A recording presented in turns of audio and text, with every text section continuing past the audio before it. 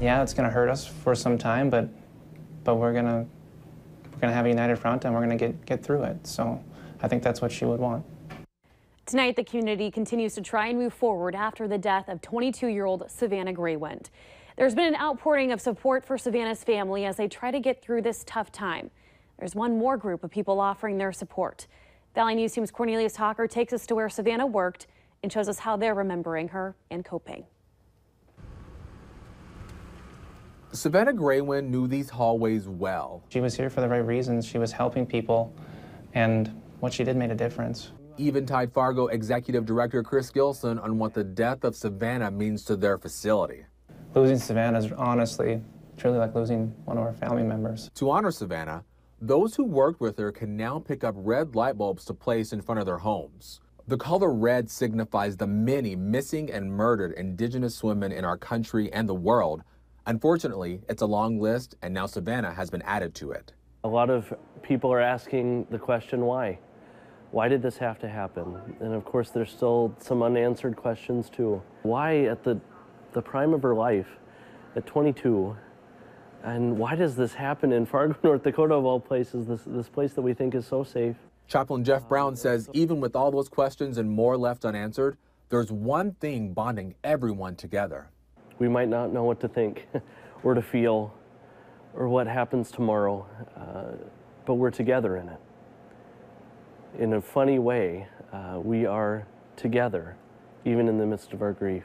And even though she may not be here doing it physically anymore, I mean, she's still going to be a part of all these people that she's been around. She's going to be a part of our employees, and she's going to be a part of all the residents that she was able to serve. So she will be remembered. A lasting legacy for a life lost too soon. Cornelius Hawker, Valley News Live. We do have some good news to pass along. Savannah's boyfriend shared in a Facebook post that he was able to see the baby today. Cass County Social Services, however, still has custody of the child. They're waiting on DNA results to confirm who the parents are. And the remembrance of Savannah Greywind also continues in the northern Red River Valley.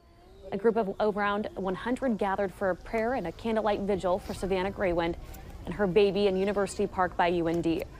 They burned sage, and a couple spoke out about the horrendous end to Savannah's life. Many wore red in support of Indigenous women who are kidnapped and killed. There's also a growing memorial in front of the North Fargo apartment where Savannah's baby was found and where she was last seen. Throughout the day, more and more people have dropped off items with heartfelt messages like "Forever loved" and "No words." Our crew that was out there earlier also saw some people come and pray in that area. While people in the area understand why people are coming to pay their respects, they are asking the public not to come and just gawk. If you would like to help the family, an account has been opened with U.S. Bank. All donations should be made out to Hazley Joe. The name of the family has given the baby believed to be Savannah's. And again, earlier this evening, investigators also returned to that apartment, the place where, again, Savannah was last seen before her disappearance. Our crew there says that the assistant state's attorney was among the group still working there, but they would not comment on what they were looking for. Police say the cause of death is officially homicidal violence. The findings came from the preliminary autopsy results from St. Paul Police, but police will not say how specifically she died or how she delivered her baby. Suspects in this case, William Hain and Brooke Cruz, are in Cass County Jail on $2 million bond. Jail administration says they are keeping the two physically isolated from all other inmates for safety reasons. Coming up after weather, this Lidgerwood man was arrested last night after threatening people with a homemade weapon. Plus, how a local pizza shop is helping the homeless. We've got more on that in just a few moments. But first, Robert, it's been a warmer day for us.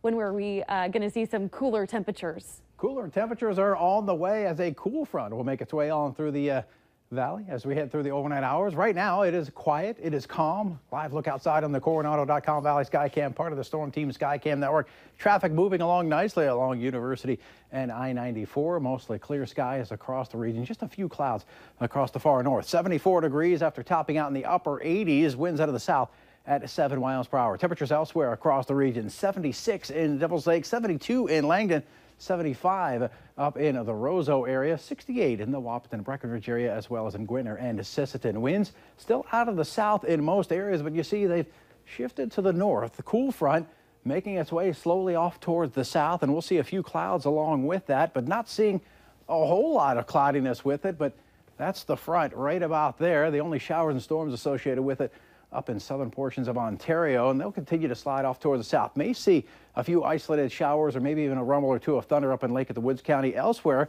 as that front, you can see that line right there, continues to make its way off towards the south. Maybe an isolated sprinkle or a shower, but the vast majority of us are going to stay dry. Northern Plains, quiet. It's going to be another quiet night tonight across the region outside of a few clouds and maybe an isolated sprinkle. Showers, a few storms still roaming through the Rocky Mountains, and Harvey is still making his way through the Gulf, still providing some tremendous amounts of rains. But the good news is, check this out, Houston, for the first time in a long time, not raining there. That's because Harvey, instead of moving off towards the north and northeast, is sliding off towards the east at this hour, and anticipated to continue that direction and then turn towards the north and make landfall somewhere in Louisiana. So good news for some folks, bad news for others as we're continuing to see some tremendous rains there. A little bit of cloudiness as this front continues to make its way through the south.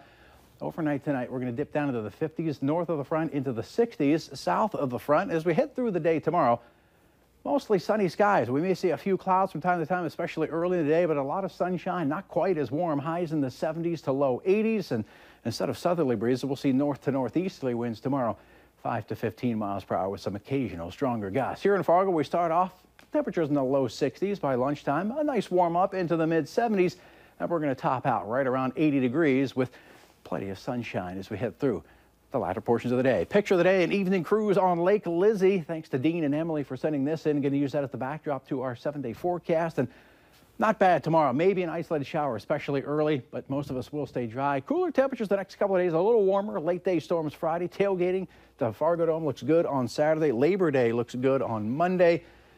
And if you're going to the Bison Block Party on Thursday, that looks good as well. It's a whole nice week of Bison activities and the only goodness. rain is in between all the activities. That's perfect. Yeah. Thanks, Robert. You got it. Well, a man is accused of threatening people with a homemade sword. Police tried making contact with 39-year-old Michael Scrow at his home in Lidgerwood yesterday. He barricaded himself in his house for 6 hours. Scrow was eventually arrested and is in the Richland County Jail on reckless endangerment charges. And in a follow-up story, Valley News Live first reported back in February, an arrest warrant has now been issued for a North Dakota chiropractor who stands accused of making more than $600,000 in fraudulent insurance claims.